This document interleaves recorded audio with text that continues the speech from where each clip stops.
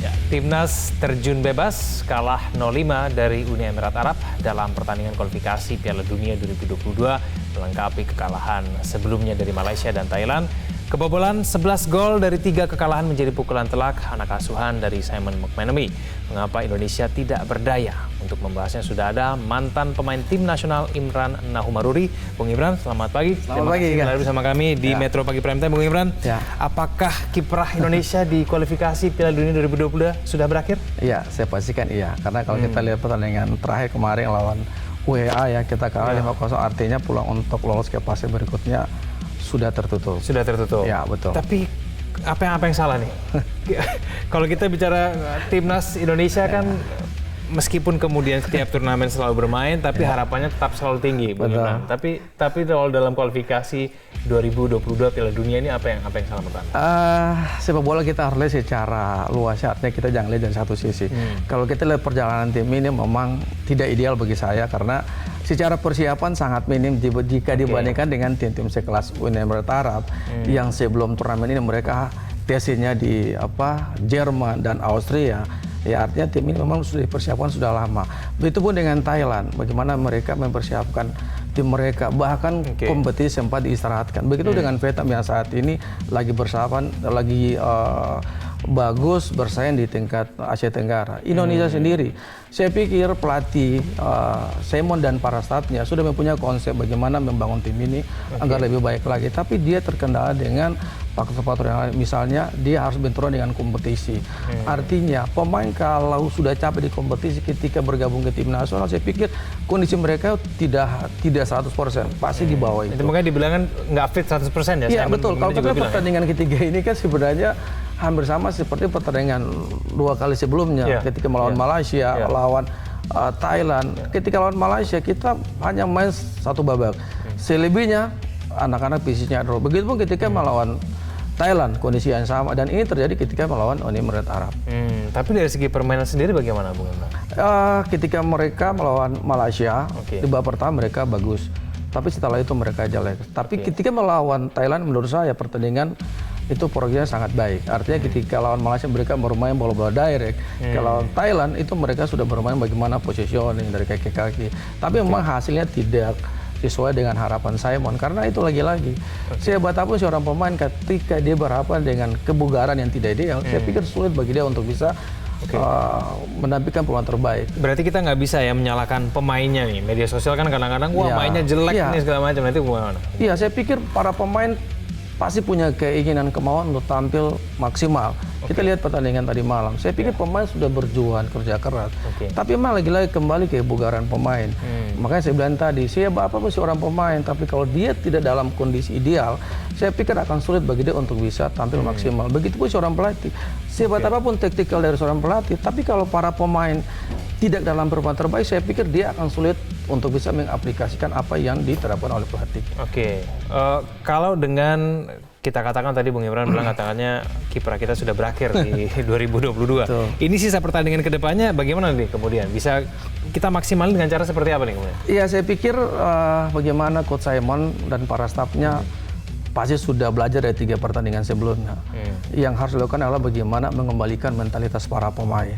Ya kan? Dan itu sangat penting, dan saya yakin pertandingan ketika menghadapi Vietnam beberapa hari ke depan pasti akan berubah, dan saya yakin kita bisa meraih hasil positif. Yang penting anak-anak bagaimana bisa kembali mentalitas mereka. Tapi sudah ketemu skema permainan yang pas belum sih sebenarnya Bung Irfan? Kalau ngeliat permainan kan formasi pemainnya yang kemudian diturunkan sudah kelihatan belum? Supaya kemudian orang bilang wah ini permainannya Simon McManamy sudah kemudian diterapkan begitu. Sudah kelihatan belum? Sebenarnya formasi ini kan fleksibel. Kalau kita lihat Simon, dia bisa bermain dengan 3-5-2, pakai 3 bek di belakang. Dia bisa 4-4-2 diamond dan 4-4-2 flat. Saya pikir itu penting, tapi yang penting bagaimana para pemain harus bisa tampil maksimal sehingga formasi atau pakem yang diterapkan oleh Simon itu bisa berjalan sesuai dengan keinginan dia. Dan kalau kita lihat kita melawan UEA, kenapa dia panggil pemain yang baru? Ya artinya memang dia menggantikan pemain yang secara kebugaran tidak sesuai dengan harapan dia. Dan pemain-pemain Semon ini memang pemain-pemain yang berkualitas, pemain yang musim ini tampil sangat luar biasa bersama klub masing-masing. Misalnya Wawan, penjaga gawang, ya kan. Memang dia buat kesalahan, tapi kalau kita tarik ke belakang ini pemain atau kiper ini performa sangat bagus di kompetisi. Dia pernah melakukan 9 clean set di 20 pertandingan musim ini. Wawan, Febrianto, terus ditambah lagi beberapa pemain baru, Dendi. Ini artinya memang tim ini memang terbaik gitu. Cuma memang terkendala dari aspek kebugaran. Atau jangan-jangan lebih bermotivasi bermain di klub kali dibandingkan dengan negara? Bagaimana? Enggak. Ya? Setiap pemain pasti mempunyai keinginan untuk bermain di tim nasional. Saya pikir semua pemain, karena bagi kita sepak bola, pemain bola, level tertinggi untuk seorang pemain bola adalah tim nasional. Dan saya pikir itulah yang saya bilang, bahwa para pemain terkenal dengan kondisi kebugaran. Di sisi lain keinginan mereka untuk bermain tim nasional, tapi di sisi lain kondisi mereka ya bermasalah. Ini yang menjadi masalah bagi masih ada sisa pertandingan nih, Bung Imran. Tapi kemudian kebugaran pemain ya tidak fit 100% begitu ya. Nah, ini bagaimana kemudian ke depannya? Paling tidak yang supaya kemudian membuat pertandingan ke depan lebih menarik lah, lebih kemudian lebih menunjukkan prestasinya begitu, meskipun mungkin kita sudah tidak akan lolos gitu ke babak selanjutnya. Bagaimana? Iya, saya pikir ini kembali ke para pemain. Artinya pelatih itu kan dia sudah mempersiapkan tim ini ya. Dari aspek taktikal, konsepnya dia juga sudah persiapkan bersama para stafnya. Tapi kita kembali ke para pemain, mereka mau atau tidak. Tapi saya yakin mereka mau ya, dengan kekalahan 3 pertandingan sebelumnya. Saya yakin di pertandingan berikutnya menghadapi Vietnam mereka akan tampil habis-habisan dan tentu bisa meraih kemenangan. Kalau kita bandingkan sedikit saja Bung Irman dengan kiprah timnas senior dengan timnas U19, U16, U21. Nah itu bagaimana? Kan ada Bun yang bilang, wah semakin muda kita semakin berprestasi, tapi kalau udah senior, wah itu lebih berat lagi. Bagaimana Bung Irman? Kan beda, iya kan, tiap kelompok umur itu kan beda, ekspektasi beda. Ya kita lihat bagaimana Thailand dia membangun sepak bolanya. Vietnam juga sekarang sudah mulai berkembang. Uni Emirat Arab juga seperti itu. Jadi di kelompok umur juga begitu, ya kan. Memang kita bagus nih di kelompok umur, tapi setelah itu kita hilang. Ya banyak hal yang harus dilakukan oleh pemain, terutama pemain muda. Pemain muda ini kan yang pertama kan mereka start syndrome, ya terus lingkungan. Ya itu yang membuat mereka bisa hilang. Artinya ketika mereka bagus di level usia dini, ketika naik ke senior mereka hilang. Yang harus dilakukan adalah bagaimana mereka harus maintenance hidup mereka. Mereka harus disiplin. Ya mereka harus bisa terhindar dari hal-hal negatif yang bisa merusak mereka. Nah, Bung Imran, kalau melihat dari grupnya kan isinya juga sebetulnya Uni Emirat Arab, lah mereka memang di atas kelasnya kita begitu. Tapi kan paling tidak Thailand, Malaysia, Vietnam, ini kan paling tidak bisa kita kalahkan. Kalau kita cermati tidak hanya kemudian di ajang ini saja sebetulnya Bung Imran kemudian kita agak kesulitan mengalahkan mereka, tapi kemudian sebelumnya juga apakah kemudian memang kemajuan di bidang sepak bola senior di negara-negara lain itu memang lebih pesat dibandingkan dengan negara kita? Ya harus kita akui ya, di luar Uni Emirat Arab ya, bagaimana mereka membangun sepak bolanya. Thailand kita harus akui juga mereka satu tingkat di atas kita.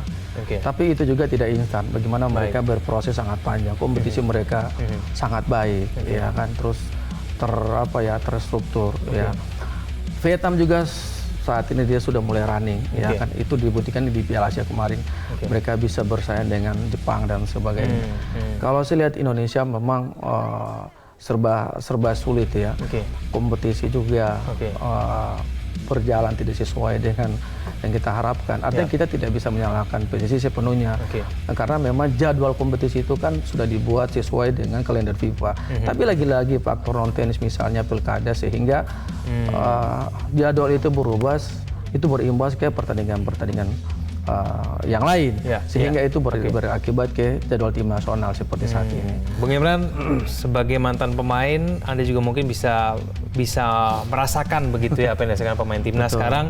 Mereka kebobolan 11 gol, itu tidak mudah diterima, mentalnya mungkin down juga begitu. Mungkin Anda bisa memberikan paling tidak penjelasan begitu ya. Apa yang kira-kira dibutuhkan pemain kita saat ini ketika kemudian mereka mentalnya mungkin sudah down nih, 11 gol kebobolan loh, 3 pertandingan. Bagaimana nih Bung Imran? Iya, saya pikir yang pertama saya harus apresiasi para pemain ya, dalam situasi kondisi tidak ideal, tapi mereka mau kerja keras, mereka mau semangat, dan itu dibuktikan tadi malam. Tapi lagi-lagi faktor kebugaran yang bikin mereka tidak bisa berlari sampai 90 menit. Tapi saya yakin dengan kemauan yang mereka punya, kita bermain di kandang besok lawan Vietnam. itu bisa mereka perbaiki. Dan saya pikir Coach Simon dan para stafnya sudah mempunyai trik-trik untuk bisa mengangkat motivasi para pemain, terutama kepercayaan diri mereka. Keinginan untuk tetap menang itu tetap harus ada ya? Harus ada, karena kalau kita lihat gol-gol yang tercipta ke gawang kita, nah itu sebagian besar adalah individual error, organisasi pertahanan tidak terkoordinasi dengan baik.